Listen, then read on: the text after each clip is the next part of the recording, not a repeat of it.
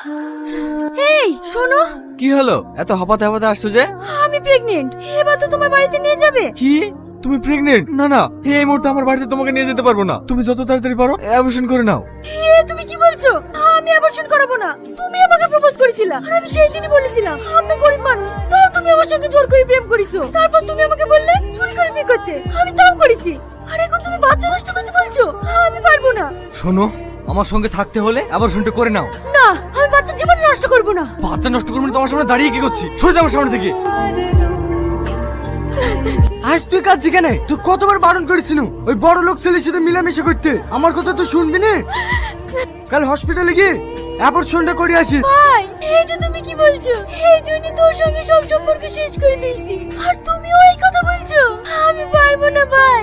আমি আমার বাচ্চাকে মানুষের মতো মানুষ করতে চাই। এতে যদি তোমাদের কোনো আপত্তি থাকে আমি এই বাড়ি থেকে চলে যাচ্ছি।